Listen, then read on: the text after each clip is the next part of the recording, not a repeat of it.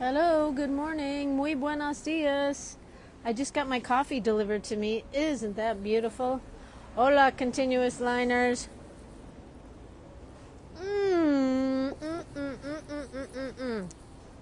Coming to you live from the streets of Condesa in la Ciudad de Mexico. It's Friday morning. I'm here on a happening corner. That's Hola Tacos right there. And then this right here is Cafe Volador. I've been here before. It's a good corner to sit on because I have a little space from the street and from people walking through, so I'm not really like in high traffic, but I am. Yeah, checking in with you on this Friday morning. Boy, how the weeks do go by, huh? They really, really, really do go by.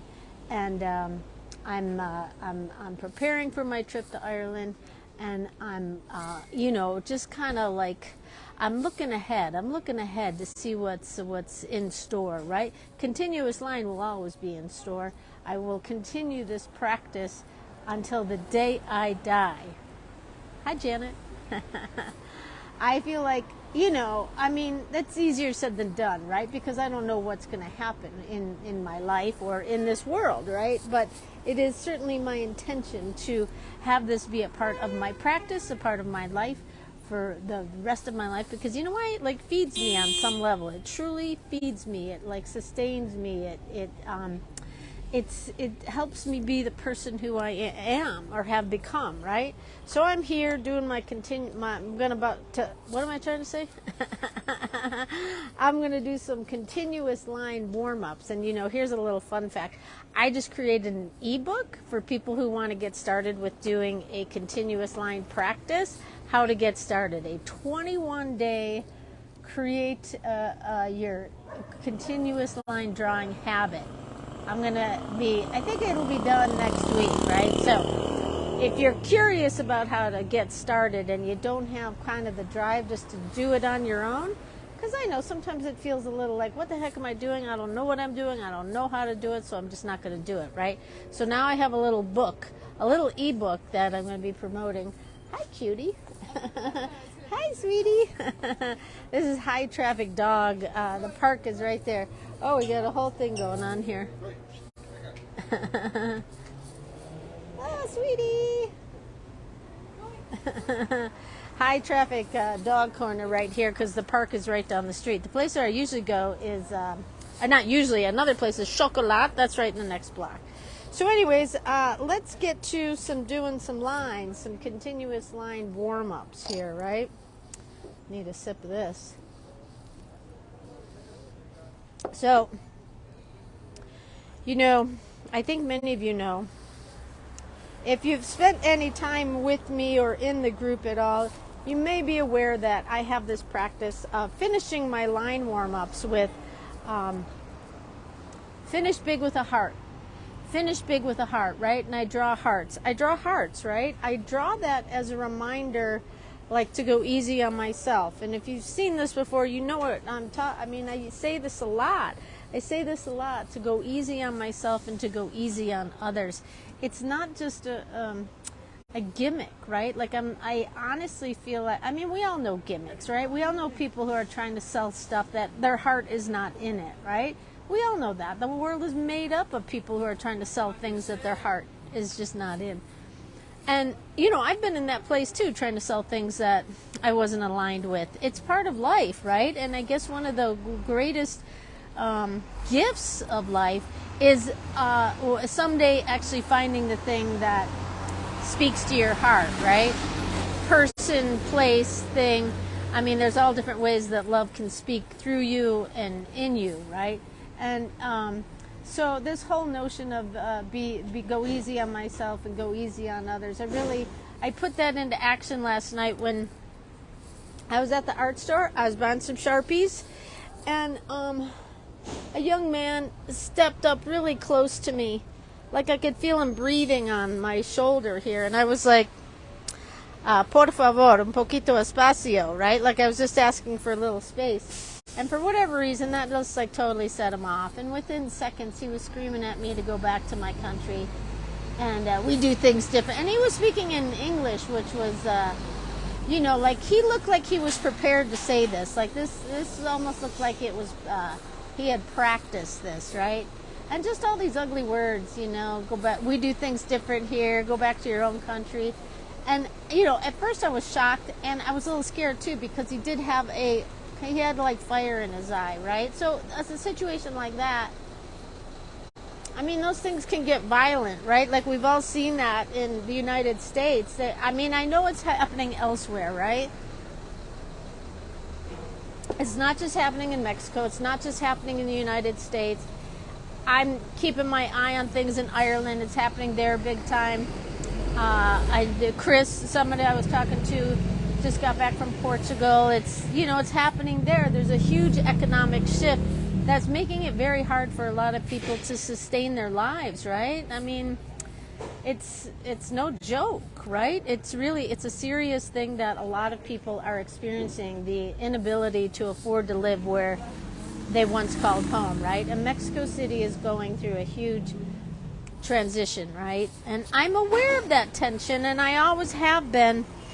I'm not like an idiot, right? Like I see there's plenty of gringos that move here and are just kind of like, oh, everything's so cheap and everything's so wonderful and it's so pretty and so perfect for me, right? Like I totally get that without giving much thought or concern to like how it impacts the local community, right? You know, it's like we're all familiar with how Airbnb has gutted a lot of cities and towns. It's happened all over Europe. It's happened all over Mexico. You know, Airbnb is serious business that comes in and really just like takes over a neighborhood, and locals have no choice but to leave, right? And that's not a good feeling. Look what's happening in Hawaii, right? Hawaii's always had to like push back from that land grab, right? I mean, that's been a big, huge part of their existence, is trying to maintain their existence. And now we've got these massive, surreal fires that destroyed Lahaina. I hope I'm saying that right. And, you know, there's that whole thing of like people are being offered, you know, and from what I understand, not great sums of money to just get some money, right? Like there's a desperation, right? When they've lost everything. Many of them, right? Now they're a strong community and they're community strong, and you know I know that there will be some like success stories. Is that even fair to say? Is that like a white person's term? There will be some successes, maybe, and for that I really apologize. Right, because I'm aware of that whole like whitewashing and white saviors, right? Like look at the whole Blind Side, that whole movie situation. My God, that was such a feel-good movie, and then lo and behold, we find out it's all a lie, right? Oh my God, right? Like this sort of stuff is being revealed to us, which is part of the era we're living in, right? Like truths are being revealed to us that are uncomfortable, super uncomfortable, right? So this young man yelling at me, go back to my country. First of all, it just totally threw me. I didn't expect it. I was in the art store buying Sharpies. And everyone like stopped and looked, right? Because it could have gone violent, right? Just like anything, it could have gone violent. It didn't. And what I just kept saying is that don't go there, don't go there, don't go there. Okay, you're an asshole, but don't go there. Please don't go there. Don't go there. And in hindsight, I now can I could see his face, and I can see, I wouldn't say it's regret, but I am aware that all of a sudden he was like if I could put words to it, it almost looked like he was like, oh shit, I said that. I did it. I went there, right? And, I didn't sense regret, but he was like, I got to get out of here, right? And he scampered away.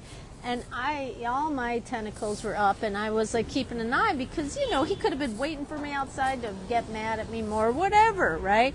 So I was and he was gone. I didn't see where he went, and I got on my bike and I was looking around, and, you know, I didn't see him at all. And so I just spent the next little while, sort of processing it, right? Like, this is what our world is now, everywhere, right? I mean, I grew up in Chicago. I grew up in the suburbs of Chicago, but I remember, you know, when I was starting to work, I was working in the Loop, working in Chicago. Chicago was a very segregated city, and I think in many ways I mean, the whole world is still suffering from these sorts of things, right? The consequences of racism. Not even consequences. It's like it's racism, right? It's not. I mean, yes, there are some consequences, but it's still racism, right? I remember vividly getting a promotion in my early 20s for a job I had no business having, and I was emotionally not sound and metaphorically not sound, and educationally I was not sound or skilled. And the woman who was we were working side by side, she was a black woman, and she should have had that job hands down. I think of her often, Linda Bickerstaff, because she absolutely was more of a professional on every single level than I was. I was like a floundering idiot, right? And she didn't get the promotion, and I did, and I didn't last because I was an idiot. And so I think about that, right? Like that, and I'm sure she's found her way. You know, I'm not saying that this one incident, you know, wrecked her life, but it certainly at that moment, I was aware of how unfair it was, right? So, living here in Mexico City, I mean, I love this city. I've loved the things that I've learned, the people I've met, the experiences that I've had. I got a little tickle in my nose here. But I'm also super aware of the tension, right? The tension that is around the world. These tensions are everywhere, right? Of like people not belong. Yeah, you don't belong here. Go back home. You don't belong here. Well, where do I belong? I don't even know anymore. I don't belong in my home country. There's no space for. I mean, there's space, but I got priced out of my own city, right? Hi, sweetie. And that's happening to a lot of people, right? And not just Mexicans, not just Americans. It's happening around the world. Ireland's going through a big transition where people are not, no one can afford to live there. The Irish cannot afford to live in Ireland, right? And this is a common theme. The Mexicans can't afford to live in Mexico. Yet everyone wants to benefit from the Mexicans servicing Mexico, right? So anyways, you know, so at first I was caught off guard and I was a little scared. You know, I had a moment of little sadness, so I went and had a piece of cake. And then I felt better, right? And I quickly, like, moved through this, right? Like, I don't take this personally. I could totally see his hurt, his pain. Anyone who's hurling words like this is really in a lot of pain, right? To, like, cast that spell on a stranger, you know, who in that moment certainly was not deserving of it, right? Like, it's not like I was evicting him from his apartment, right? I was buying Sharpies in front of him, and I just asked him to give me a little space. I would have asked anyone, no matter where I was. It wasn't even like, oh, you're Mexican, get away from me. It was like anyone who's standing that close to me to where I could feel them breathing on my shoulder, por favor. I mean, I stepped away, and he kept coming up, and I was like, no. And he, you know, I remember him saying, why are you saying this, right? He was saying it in English. And I said, COVID, come on, man. You know, it's coming back. Half the people in there are wearing masks. And, you know, just generally speaking, I don't like anyone standing close to me. I really don't. Maybe that's why I'm sitting in a cafe by myself talking to my phone, right? You know, this era has changed me. This era has it's changed all of us, right? It has changed all of us. And I know a lot of people, their social interactions have changed in these past few years, and I'm right up there too, right up there. You know, I'm sitting by myself in a cafe talking to my phone, drawing, right? Like, this is what I do. And I think 5 years ago, I don't think if I would have saw this, I would have been like, oh man, how lonely is that going to be? It is lonely, right? It's part of the reason why I am moving out of Mexico, and I'm going to go to Guanajuato, so I'm closer to some friends, right? Because you know, I'm getting older, and I don't want to be living in a city by myself.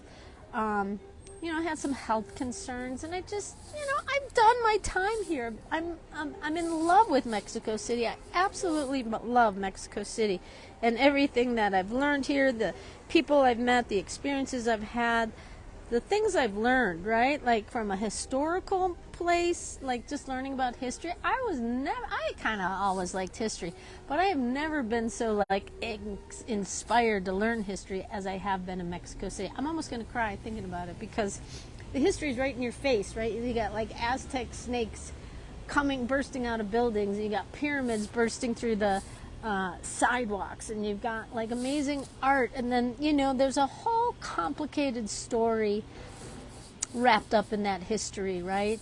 And the mythology, right? And it's a big part of everyone's lives. I ran into an American friend of mine yesterday. He's from Philadelphia, and I had made mention of, like, I was talking about the mythology of Mexico, and preparing for Ireland, I was seeing some of the similarities between the mythology.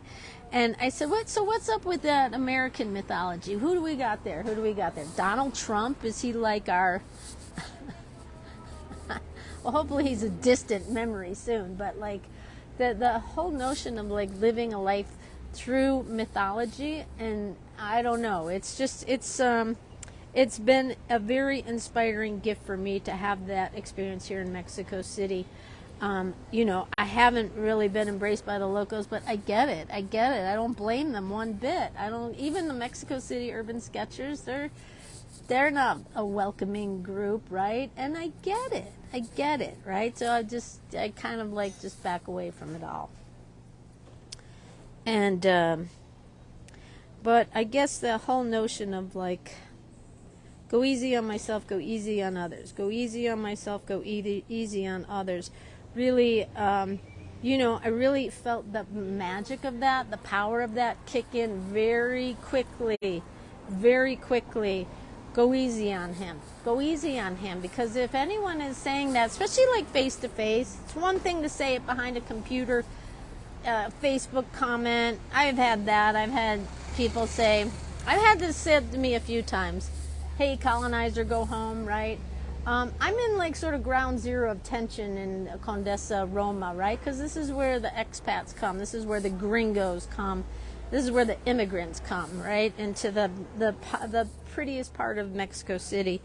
And, you know, even when I moved into my apartment, it was a Mexican food blogger. I didn't know who he was. I found out after I moved out who he was, because he is a big wig food blogger here in Mexico City, and he couldn't afford the apartment that I moved into, and now I can't afford it, right? So it just I mean, it happens to me too, right? So he was like this big time food blogger, still is, huge numbers, and he got pushed out of Mexico City, right? A city that he loves and is from and it features, right? So he was all mad at me too, and I didn't understand why at first until I learned about his story, right? So I go easy on him. And this guy who yelled at me yesterday, you know, my heart goes out to you. I totally get it. I'm moving out of Mexico City. I can't afford it anymore either, right? It's not me who's, you know, I'm not at fault here. But we all are in the problem, right? It's the world these days, right? So, anyways, there's, you know, I oftentimes speak of how continuous line practice has helped my drawing, has helped me evolve and grow as an artist, but also the words that I use with it, the mantras I have created around it, is also another thing that I absolutely see the magic of it. Connie, I don't know if you're here, but you like, I noticed you've been like doing some shout outs to me and the words that I'm using, and the, you know, the mantras of like, go easy on yourself, go easy on others, right? And then I have people comment, oh, you need to like just let it go. I'm like, well, you're not listening to what I'm saying, right? Because I'm processing the pain. I'm processing, and I'm not talking about my pain, I'm talking about collective pain, right?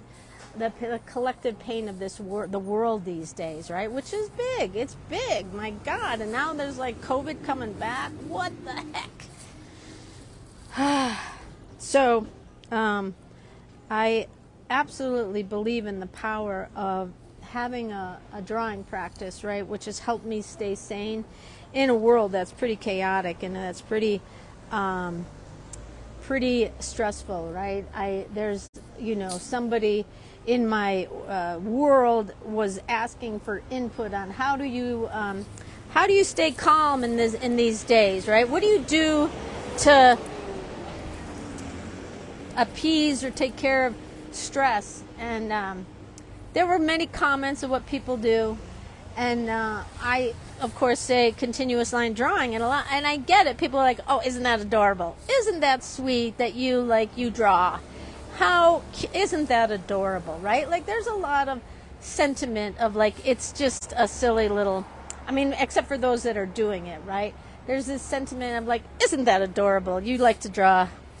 What have I heard? Oh yeah, you're the one that draws those cute little drawings, right? That's me. I draw the cute little drawings.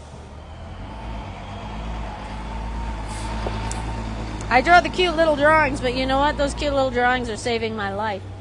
They're saving my sanity, right? They're saving my sanity because they take me out of the chaos of the world. They take me out of the news of Donald Trump and that whole drama. Good God, lock that jerk up.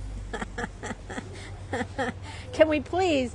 Imagine life without him. It's going to be wonderful, isn't it? He chokes up every single channel out there. My God. Anyways, not to go off on the politics. There's a lot of bad news. There's good news too, right? I'd like for the good news too, but in order to disengage from the stressful news and the sad news and the fires and the droughts and I hear California is about to get 3 years worth of water in an afternoon, right? Massive flooding is expected. My God, what do you do about that? I'm not even in the area, and I'm like, my God, what do you do? It's, you just got to have some grace, right? That's what I feel like this is all about. And I'm not saying you have to find some grace. I'm saying that for myself, because I'm not here to say you need to do this and you need to do that, right? But what I do try to do is with my practice of drawing and with the practice of being in the community and hopefully inspiring others, I'm trying to create some grace, right? I'm trying to have grace for myself. And, even have grace for someone like Donald Trump, right? My God, that man is going down like the Titanic. And so, can I have some grace for him? That's hard. That's very hard. Is it easy to have some grace for people who yell at me to go back to my country? Well, it may be a little hard at first, but then I'm like, nah, that's a place of pain. Here's a little doggy in a stroller here. Very cute. I think he's an elder.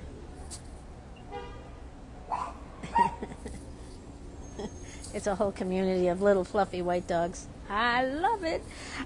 Anyways, so grace, right? Grace Under Fire. What is that? Was that a movie? Grace Under Pressure. I don't know if that was a movie or a TV show, but anyways. So I am here. What am I doing? Go easy on myself, go easy on others. Go easy on myself, go easy on others, right? I feel like that's my job. Grace. That's my job. I have to do things to earn money too, but on a spiritual level, on a human level, on a humankind level, grace, right? Just like everyone else, I have relationships and friendships and not too many family members, but there's some fractured relationships out there. There's some absolutely fractured relationships. How can I be graceful about that? How can I have grace towards the people that may be a little angry at me, or maybe just don't understand me, or whatever, right? How do I have grace for the people that, don't think I'm wonderful? Imagine there are people that don't think I'm wonderful. It's true. I mean, even my mom didn't like me, and that was one of my biggest life lessons, is like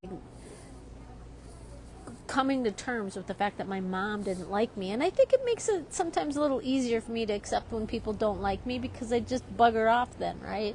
I just move away.